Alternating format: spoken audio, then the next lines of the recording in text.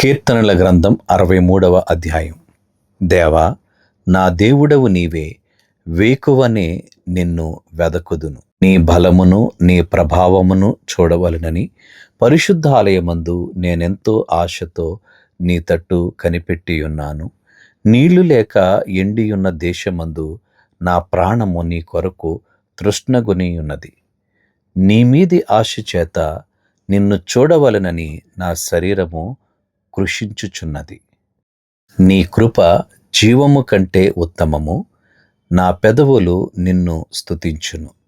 మంచము మీద నిన్ను జ్ఞాపకము చేసుకొని రాత్రి జాములయందు నిన్ను ధ్యానించునప్పుడు క్రొవ్వు మెదడు నాకు దొరికినట్లుగా నా ప్రాణము తృప్తి పొందుచున్నది. ఉత్సహించు పెదవులతో నా నోరు నిన్ను గూర్చి గానము చేయుచున్నది. కాగా నా జీవిత కాలమంతయు నేనేలాగు నిన్ను స్తుతించెదను. నీ నామమును బట్టి నా చేతులెత్తెదను. నీవు నాకు సహాయకుడవై ఉంటివి. నీ రెక్కల చాటున శరణుజొచ్చి ఉత్సాహధ్వని చేసెదను. నా ప్రాణము నిన్ను అంటి వెంబడించుచున్నది. నీ కుడి చేయి నన్ను ఆదుకొనుచున్నది. నా ప్రాణమును నశింపచేయవలెనని వారు దాని వెదుకుచున్నారు. వారు భూమి క్రింద చోట్లకు దిగిపోవుదురు. బలమైన ఖడ్గమునకు అప్పగింపబడుదురు. నక్కల పాలగుదురు.